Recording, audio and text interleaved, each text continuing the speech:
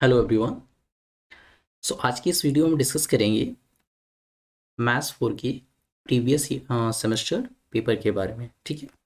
साथ ही साथ मैं आपको ये भी हिंट करूंगा कि इन क्वेश्चंस को हम सॉल्व कैसे कर सकते हैं और जो हमारा नेक्स्ट सेमेस्टर है, जो हमारा एग्ज़ाम आने वाला है, उसमें क्वेश्चन जो एग्ज़ाम में है वो किस तरह के पूछे जाएंगे। Okay, so let's start.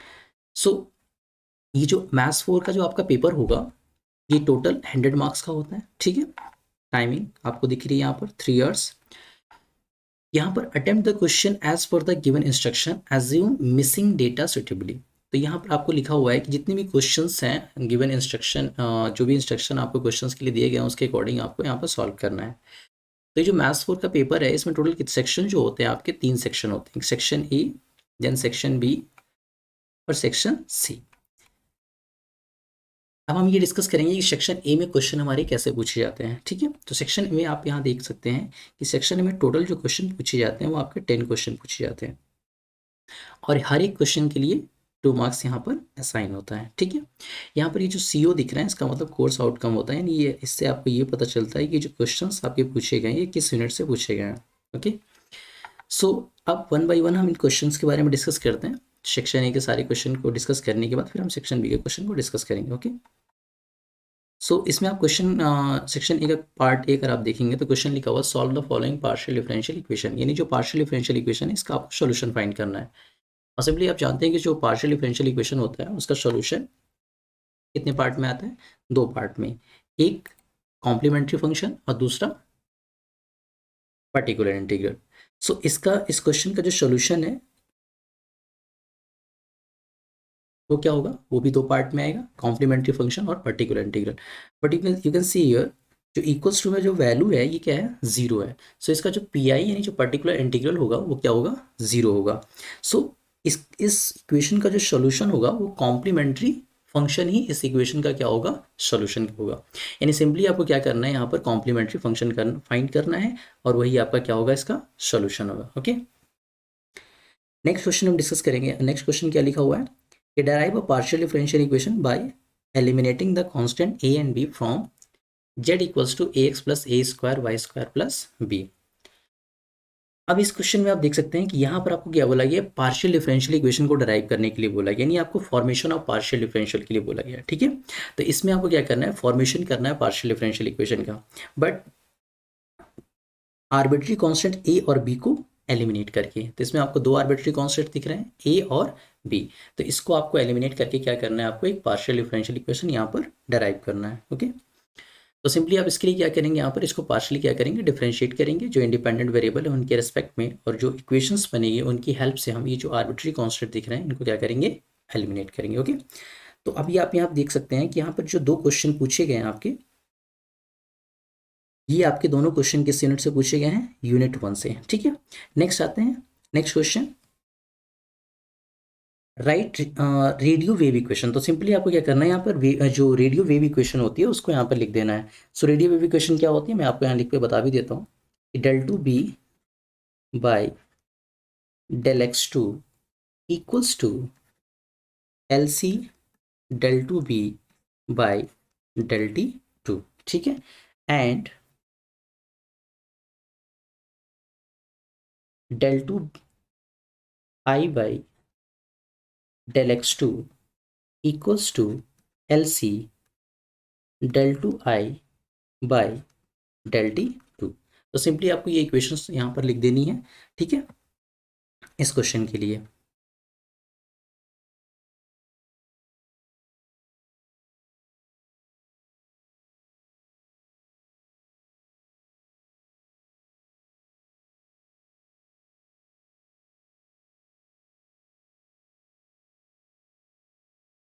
Next question हमारा क्या है, classify the partial differential equation. यहाँ पर ये जो पार्शियल डिफरेंशियल इक्वेशन दी गई इसको आपको क्या करना है, क्लासीफाई करना है कि whether it will be elliptic, hyperbolic और पैराबोलिक। ओके, आपको यहाँ पर कंडीशंस जो b स्क्वायर माइनस 4ac है उसकी वैल्यू फाइंड करनी है और उसके अकॉर्डिंग आपको चेक करना है कि वैल्यू लेस देन है या ग्रेटर देन या फिर इक्वल टू 0 है। तो उसके अकॉर्डिंग आपको यहाँ पर बता देना है कि इक्वेशन जो होगी हमारी हाइपरबोलिक होगी, एलिप्टिक होगी या फिर पैराबोलिक होगी। ठीक है। तो यहाँ पर आप देख सकते हैं ये जो दोनों क्वेश्चन पूछे गए हैं यूनिट 2 से क्वेश्चन पूछे गए हैं। ठीक है। नेक्स्ट क्वेश्चन पर आते हैं। नेक्स्ट क्वेश्चन क्या है, in an symmetrical distribution mean is 16 and median is 20 and you have to calculate the mode of the distribution. तो आप यहाँ देख सकते हैं आपको मीन गिवन है और मीडियन गिवन है और आपको फाइंड क्या करना है यहाँ पर, मोड। तो बहुत सिंपल क्वेश्चन है, आप जो आपका मोड का फॉर्मूला है, एम्पेरिकल मोड का फॉर्मूला, उसकी हेल्प से आप इसको फाइंड कर सकते हैं, ठीक है। Next, the lines of regression of y on x and x on y are respectively y equals to x plus 5 and 16x minus 9y equals to 94 and you have to find the correlation coefficient। Okay, so ये जो दोनों question पूछे गए हैं आपके देख सकते हैं, ये आप क्वेश्चन आपके पूछे गए यूनिट 3 से, ठीक है। नेक्स्ट क्वेश्चन क्या है, 4 persons are chosen at random from a group containing 3 men, 2 women and 4 children. Prove that the chance that exactly 2 of them will be children is 10/21। सो इस क्वेश्चन में आपको कुछ कंडीशंस गिवन है और उसके अकॉर्डिंग आपको ये आंसर प्रूव करना है, ठीक है। Next, if the probability density function, ये क्वेश्चन जो आपका प्रोबेबिलिटी डेंसिटी फंक्शन का है, ठीक है। तो इसमें फंक्शन क्या गिवन है, k x q if x is greater than और equal to 0 and less than and equal to 3, then function is k x square and elsewhere 0, ठीक है। And find the value of k, तो आपको यहाँ पे value किसकी find करनी है, के की। And also you have to find the probability between x equals to 1/2 and x equals to 3/2। तो ये दोनों क्वेश्चन आप देख सकते हैं यहाँ पर किसको यूनिट से पूछे गए हैं, यूनिट 4 से पूछे गए, ओके। अब इसमें नेक्स्ट क्वेश्चन आते हैं, तो यहाँ पर देखिए क्या लिखा हुआ है कि explain T test for small samples. तो यहाँ पर स्मॉल सैम्पल्स के लिए जो टी टेस्ट आप यूज़ करते हैं उसको सिंपली यहाँ पर डिफाइन करना है, उसको उस फॉर्मूले को यहाँ पर लिख देना है आपको, और देन उसके एप्लीकेशन के बारे में यहाँ पर आपको डिफाइन कर देना है, ठीक है। नेक्स्ट क्वेश्चन है, what do you mean by quality control, statistical quality control यानी SQC। तो SQC के बारे में आपको सिंपली यहाँ पर डिफाइन करना है, ठीक है। और ये दोनों क्वेश्चन आपके जो पूछे गए यूनिट 5 से पूछे गए। तो अभी आप यहाँ पे देख सकते हैं कि हर एक यूनिट से आपके 2-2 क्वेश्चन यहाँ पर पूछे जा रहे हैं, ओके। यूनिट 1 से 2 क्वेश्चन पूछे गए, यूनिट 2 से 2 क्वेश्चन पूछे गए, यूनिट 3 से 2 क्वेश्चन पूछे गए, यूनिट 4 से, एंड देन फाइनली यूनिट 5 से 2 क्वेश्चन पूछे गए, ठीक है। तो हर एक यूनिट से आपके 2 मार्क्स, जो 4 मार्क्स के क्वेश्चन आते हैं, और टोटल कितने मार्क्स हो जाएंगे आपके 20 मार्क्स, क्योंकि 5 यूनिट से टोटल आपके, ठीक है। और हर एक क्वेश्चन के मार्क्स कितने हैं, 2, और टोटल क्वेश्चन कितने हैं 10, तो टोटल मार्क्स कितने हो गए आपके 20। तो सेक्शन ए से जो आपका क्वेश्चन आता है, सेक्शन ए में जो क्वेश्चन आते हैं वो आपके कितने मार्क्स के होते हैं, टोटल 20 मार्क्स है, ठीक है। नेक्स्ट अब हम डिस्कस करेंगे सेक्शन बी के बारे में, ओके।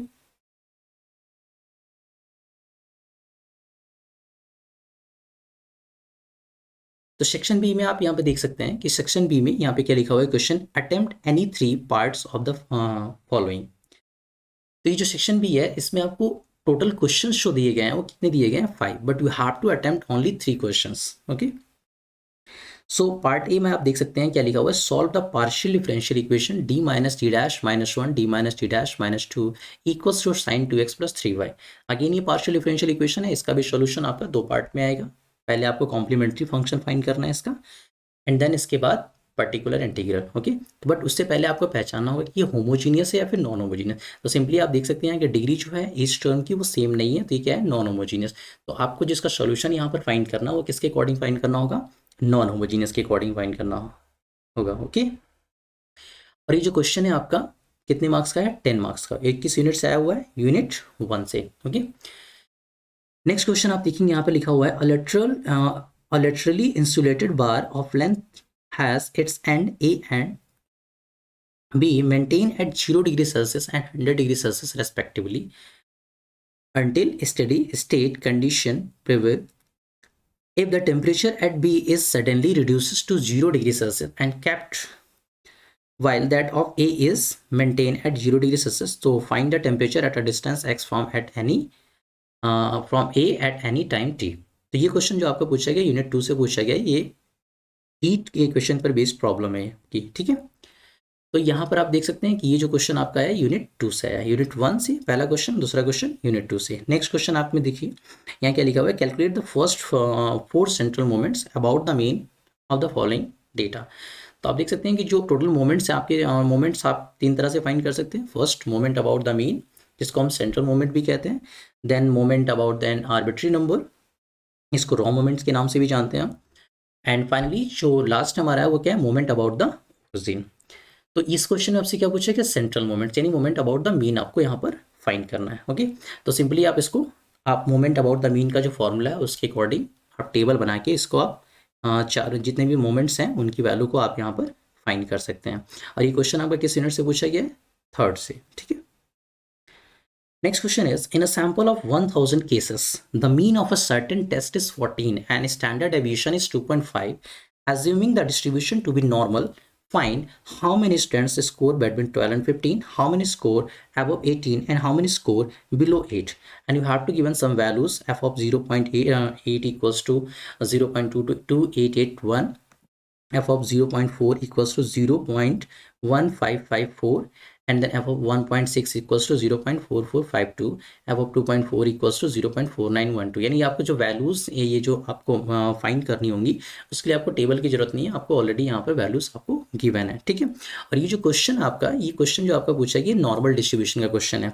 डिस्ट्रीब्यूशन आपके तीन तरह के हैं, एक binomial distribution, Gaussian distribution, and finally last one is normal distribution, ठीक है। और काफ़ी इंपॉर्टेंट भी है ये आपका नॉर्मल डिस्ट्रीब्यूशन। इन तीनों डिस्ट्रीब्यूशन में से एक क्वेश्चन आपके एग्जाम में पूछे जाते हैं, ठीक है। तो ये जो क्वेश्चन आपका यूनिट 4 का है, प्रोबेबिलिटी का, ठीक है, यानी स्टैटिस्टिकल टेक्निक सेकंड से क्वेश्चन पूछा गया है, ठीक है। Next is, in an experiment on immunisation of cattle from tuberculosis the following results were obtain. तो ये जो क्वेश्चन है आपका, यहाँ पे कुछ गिवन भी है आपको। Examine the effect of vaccine in controlling the incidence of the disease and given that chi square at 0.005 level of significance equal to 3.84।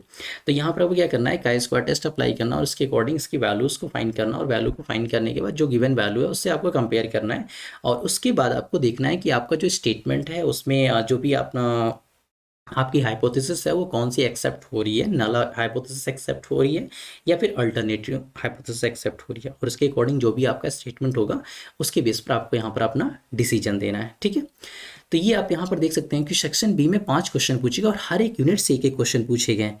यानी यहाँ पर आप कुछ यूनिट्स को अगर आप प्रिपेयर कर लेते हैं, अगर आप एक आध यूनिट छोड़ भी देते हैं तो कोई प्रॉब्लम नहीं है, क्योंकि आपको तो यहाँ पर टोटल 5 में से 3 क्वेश्चन ही अटेम्प्ट करने हैं, ओके। और हर एक क्वेश्चन के जो मार्क्स कितने हैं वो कितने हैं, 10 मार्क्स, ठीक है। तो 10 × 3 equals to 30। So section A में 20 मार्क्स आ गया और सेक्शन बी में कितने मार्क्स के क्वेश्चन हो गए, 30, ठीक है। टोटल आपके कितने हो गए, 50 मार्क्स सेक्शन ए और सेक्शन बी को मिला करके। नेक्स्ट हम डिस्कस करेंगे यहाँ पर सेक्शन सी के बारे में। सेक्शन सी में कैसे क्वेश्चन पूछे जाते हैं, तो सेक्शन सी में आप यहाँ देख सकते हैं कि आपके पास यहाँ भी 5 क्वेश्चन पूछे जाते हैं, ठीक है। बट हर एक क्वेश्चन के यहाँ 2 पार्ट होते हैं, देख सकते हैं आप, 1, 2, 3, 4 and the last one is question number 7, ठीक है।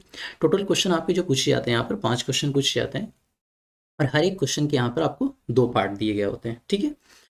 और यहाँ पर भी जो क्वेश्चन के लिए जो मार्क्स असाइन होते हैं वो कितने मार्क्स होते हैं, 10। हर एक क्वेश्चन के लिए आपको 10 मार्क्स मिलेंगे यहाँ पर, ठीक है। सो आप फर्स्ट क्वेश्चन यहाँ पर देख लेते हैं।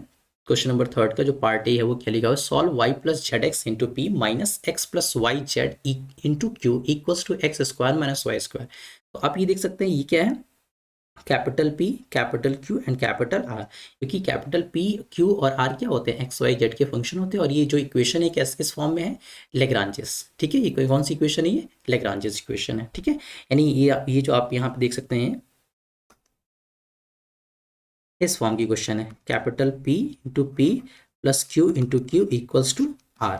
तो सिंपली आपको क्या करना है, इसको आपको कंपेयर करना है। तो आपको यहाँ से ये जो वैल्यू होगी कि ये जो वैल्यू आपकी है कितनी है, ये कैपिटल P की वैल्यू है और ये जो वैल्यू आपको दिख रही है कैपिटल Q की वैल्यू होगी और ये कैपिटल R की वैल्यू होगी, ओके। सो ये आपकी वैल्यू P हो गई और ये Q और ये R। अब आपको क्या करना है इसके लिए, अब आपको ऑक्सिलरी इक्वेशन बनाना होगा। तो dx/P equals to dy/Q equals to dz/R। Then आपको वैल्यू पुट करना होगा और उसके बाद वैल्यू पुट करने के बाद आपको यहाँ पर इसका सॉल्यूशन फाइंड करने के लिए 2 मेथड होते हैं। एक तो आपके पास होता है ग्रुपिंग मेथड, ओके, और दूसरा जो मेथड होता है वो होता है आपका मल्टीप्लायर मेथड, ठीक है। कुछ क्वेश्चन ऐसे होते हैं जिनमें ग्रुपिंग मेथड और मल्टीप्लायर मेथड दोनों यूज होते हैं, ठीक है। तो इस तरह से आपको यहाँ पर इस क्वेश्चन को सॉल्व करना है। अब इसके बाद क्वेश्चन नंबर 2 की क्वेश्चन नंबर 3 में पार्ट बी की अगर हम बात करें तो इसमें क्या पूछा गया है, X square D square minus 4xy D D dash plus 4d dash square plus 6d dash Z equals to X cube Y की पावर 4। तो ये जो क्वेश्चन है ये भी पार्शियल डिफरेंशियल इक्वेशन से ही है, बट ये क्या है, रिड्यूसिबल टू पार्शियल। एक्चुअल में ये पार्शियल डिफरेंशियल इक्वेशन नहीं दिख रहा, but it is a reducible to partial differential equation with constant coefficient. यानी इस इक्वेशन को हमें क्या करना होगा, पहले हमें पार्शियल डिफरेंशियल इक्वेशन में क्या करना होगा, इसको रिड्यूस करना होगा। ठीक है, देन रिड्यूस करने के बाद हम चेक करेंगे कि ये होमोजीनियस है या फिर नॉन होमोजीनियस। तो अगर ये होमोजीनियस होगा तो होमोजीनियस के अकॉर्डिंग से सॉल्यूशन फाइंड करेंगे, और अगर ये नॉन होमोजीनियस है तो इसका सॉल्यूशन हम नॉन होमोजीनियस के अकॉर्डिंग फाइंड करेंगे। ठीक है, तो ये दोनों क्वेश्चन आपके जो पूछे गए यूनिट 1 से क्वेश्चन पूछे गए। ओके, नेक्स्ट क्वेश्चन में आते हैं, क्वेश्चन नंबर 4। तो यहाँ पर भी आपको attempt any one part of the following, इसमें भी 2 पार्ट दिए गए हैं, या आपको एक पार्ट ही यहाँ पर सॉल्व करना है। फर्स्ट क्वेश्चन क्या है, solve the following partial differential equation by using method of separation of variables. तो सिंपल है, method of separation of variable बहुत ईजी है आपके लिए। ठीक है, तो method of separation of variable को अप्लाई करके क्या करना है, इस इक्वेशन का आपको सॉल्यूशन फाइंड करना है। ओके, तो सिंपली जो भी क्वेश्चन दिया गया उसके अकॉर्डिंग आपको सॉल्यूशन मानना है। ठीक है, और सॉल्यूशन मानने के बाद उसको जो है, ये जो डेरिवेटिव्स आपको दिख रहे हैं इनकी वैल्यूज को फाइंड करके यहाँ पे सब्स्टिट्यूट कर देना है। देन उसके अकॉर्डिंग आपके केसेस बनेंगे, तो उन केसेस को बना करके, ठीक है, positive, negative and than zero, तीनों केसेस के लिए आप सॉल्व करेंगे। उसके बाद आपको जो कंडीशंस दी गई हैं, इनिशियल कंडीशंस और बाउंड्री कंडीशंस, इनको आपको क्या करना है, यहाँ पर अप्लाई करके फाइनली इसका सॉल्यूशन फाइंड करना है। ओके, तो ये जो क्वेश्चन आपका यूनिट 2 से क्वेश्चन पूछा गया है। नेक्स्ट क्वेश्चन, ये भी आपका यूनिट 2 का ही है, स्ट्रिंग का क्वेश्चन है, नहीं वेव इक्वेशन का क्वेश्चन है ये। ठीक है, तो वेव पर बेस्ड प्रॉब्लम है ये। तो इस क्वेश्चन में देखिए क्या लिखा हुआ, a string is stretch and fastened 2 points small l metre apart. Motion is started by displacing the string in the form of ux comma 0 equals to a sin pi x by l, from which it is released at time t equals to 0, and you have to show the displacement of any point at a distance small x from one end at time t is given by u of x comma t equals to a sin pi x into cos pi c t by l। ठीक है, तो आपको यहाँ पर क्या दिया गया है, एक स्ट्रिंग है, और स्ट्रिंग जो है उसको स्ट्रेच किया गया, 2 पॉइंट के बीच में उसको फिक्स कर दिया गया है। ठीक है, तो उसको जब हम यहाँ पर स्ट्रेच करते हैं तो उसमें क्या होता है, मोशन होता है। तो वहाँ पर ये जो कंडीशन आपको दी गई है, इनिशियल कंडीशन दी गई है। ठीक है, from which it is release at time T equals to 0। ठीक है, तो हमें यहाँ पे क्या शो करना है कि जो डिस्प्लेसमेंट होगा at any point at a distance x from one end at a time t is given by u of x t equals to a sin pi x by l into cos pi c t by l। तो बहुत simple है, आपको सीधे से wave equation के according जो boundary condition है उसको अप्लाई करना है। पहले तो वेव इक्वेशन का सॉल्यूशन फाइंड कर लेना, देन उसके बाद उसके बाउंड्री कंडीशन को सेटिस्फाई करना है, और फाइनली उसमें फिर इनिशियल कंडीशन को सेटिस्फाई करा करके आपको ये आंसर प्रूव करना है। ठीक है, तो ये जो क्वेश्चन नंबर 4 है, ये दोनों इसके जो दोनों पार्ट हैं वो किस यूनिट से पूछे गए हैं, यूनिट 2 से। ठीक है, नेक्स्ट पार्ट में आते हैं। तो नेक्स्ट में क्वेश्चन नंबर 5 के 2 पार्ट यहाँ पर हैं। तो इसमें जो क्वेश्चन है, fit a parabolic curve of regression of y on x to the following data. तो ये जो क्वेश्चन है आपका रिग्रेशन का क्वेश्चन है, तो इस पर आपको रिग्रेशन का कॉन्सेप्ट अप्लाई करना है। Okay, next is let the random variable x assume the value r with the probability law p x equals to r QR की power -1 into P r equals to 1 2 3 and so on. Find the MGF of x and hence its mean and variance. तो ये जो question दिया गया है, इसमें जो भी आपको कंडीशंस दी गई हैं, ठीक है, उसके अकॉर्डिंग आपको क्या करना है, आपको MGF फाइंड करना है, यानी मोमेंट जनरेटिंग फंक्शन। तो मोमेंट जनरेटिंग फंक्शन आप 2 केस में फाइंड कर सकते हैं, एक कंटिन्यूअस वेरिएबल के लिए और दूसरा आप डिस्क्रीट वेरिएबल के लिए। ठीक है, तो ये आप देख सकते हैं, आप डिस्क्रीट वेरिएबल के लिए, तो यहाँ पर आपको डिस्क्रीट वेरिएबल के लिए फॉर्मूले को अप्लाई करना है, देन उसके अकॉर्डिंग आपको यहाँ पर मोमेंट जनरेटिंग फंक्शन यानी MGF फाइंड करना है। ठीक है, और MGF जो आप फाइंड कर लेंगे तो साथ ही साथ आपको मीन भी फाइंड करना है एंड वेरियंस भी फाइंड करना है। ठीक है, तो मीन आप जानते हैं v1 इक्वल्स टू x बार होता है, तो उसके लिए मोमेंट्स अबाउट द ओरिजिन वाला फॉर्मूला आपको अप्लाई करना होगा यहाँ पर। ठीक है, देन उसके बाद आप मीन निकलने के बाद आप फाइंड करने के बाद आप उसका वेरिएंस भी फाइंड कर सकते हैं। ओके, नेक्स्ट क्वेश्चन में आते हैं, क्वेश्चन नंबर 6। तो क्वेश्चन नंबर 6 में क्या दिया गया है, इसमें 2 पार्ट जो हैं। इसमें फर्स्ट क्वेश्चन क्या है, fit a binomial distribution for the following data and compare the theoretical frequencies with the actual ones. ठीक है। तो बाइनोमियल डिस्ट्रीब्यूशन जो भी दिया गया आपको, जो भी डेटा है उसके अकॉर्डिंग आपको यहाँ पर उसके लिए क्वेश्चन क्या है, fit a binomial distribution for the following data and compare the theoretical frequencies with the actual ones. Okay, so ये क्वेश्चन भी आपका किससे है, यूनिट 4 से है। नेक्स्ट क्वेश्चन पे आते हैं। नेक्स्ट क्वेश्चन इसमें भी क्या है, the number of accident in a year involving taxi driver in a city follows a Poisson distribution with mean equal to 3, and out of 1000 taxi drivers, find approximately the number of drivers such that no accident in a year and more than 3 accident in a year, and given that e की power -3 equals to 0.04979। सो इस value की आपको जरूरत पड़ेगी, इसलिए यहाँ पर ये वैल्यू आपको पहले से ही गिवन है, इस वैल्यू को आप कैलकुलेट करने की जरूरत नहीं है यहाँ पर।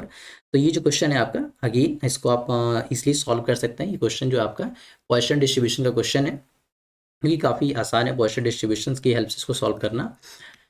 तो दो कंडीशन इसमें दी गई है, एक no accident in a year, यानी कि यहाँ पर जो आर की वैल्यू होगी आपकी वो 0 होगी, एंड यहाँ पर more than 3 accidents in a year, यानी कि यहाँ पर आर की जो वैल्यू होगी आपकी वो 3 से ज़्यादा होगी, और ई की पावर -3 की वैल्यू आपको यहाँ पर गिवन दी गई है। ठीक है, गिवन है। ओके,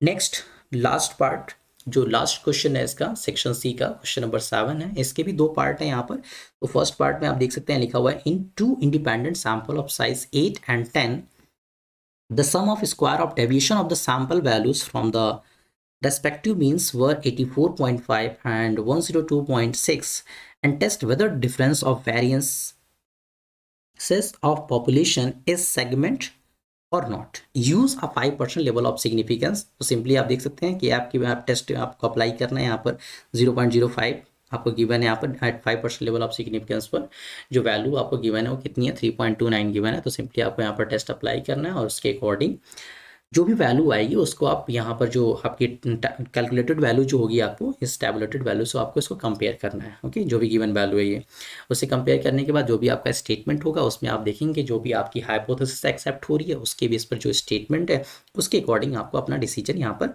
बताना होगा। ठीक है, सो यहाँ पर आपको जैसे कि क्वेश्चन पूछा कि whether the difference of variances of population is segment और नॉट, सिंपली आपको यहाँ पर आंसर इसका बताना है। Okay, and the last part is question number 7 is, an inspection of 10 sample of size 400 each from 10 lots reveal the following number defective units: 17, 15, 14, 26, 9, 4, 19, 12, 9, 15. Draw the NP charts and state whether the process is under control or not। तो NP chart आपको यहाँ पर draw करना है और उसके according आपको बताना है कि जो भी प्रोसेस है इज अंडर कंट्रोल और नॉट। ठीक है, तो ये स्टैटिकल क्वालिटी कंट्रोल SQC या NP चार्ट का ये क्वेश्चन है आपका। तो उसके अकॉर्डिंग आपको यहाँ पर इसको सॉल्व करना है। ओके, ये था पूरे पेपर का डिस्कशन जो आपके प्रीवियस सेमेस्टर में पूछा गया था।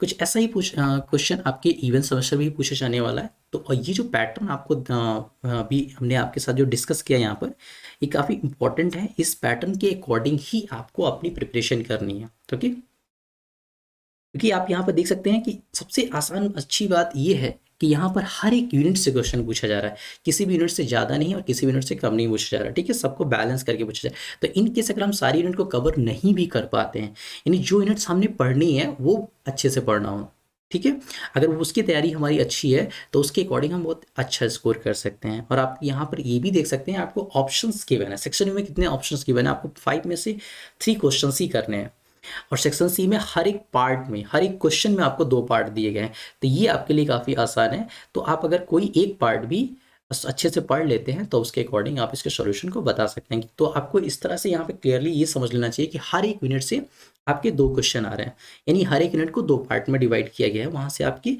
जो क्वेश्चन आ रहे हैं वो 2-2 क्वेश्चन आ रहे हैं। तो अगर आपने एक सेक्शन यूनिट 1 का पढ़ लिया अच्छे से और दूसरे सेक्शन का इनकेस अगर आप नहीं भी पढ़ पाए हैं तो भी आप अच्छा स्कोर कर सकते हैं। तो इसमें आपको कोई दिक्कत नहीं होगी। ओके, तो ये पूरा पेपर डिस्कशन था। अब नेक्स्ट जो वीडियोस होंगी नेक्स्ट क्लास में, उसमें हम आपके साथ ये डिस्कस करेंगे कि ये जो पेपर्स आते हैं इस जो इवन सेमेस्टर में जो पेपर होने वाला है इसमें किस तरह के क्वेश्चन आएंगे, क्या इंपॉर्टेंट क्वेश्चंस होंगे, वो सारे क्वेश्चन हम आपके साथ यहाँ पर डिस्कस करेंगे। Thank you.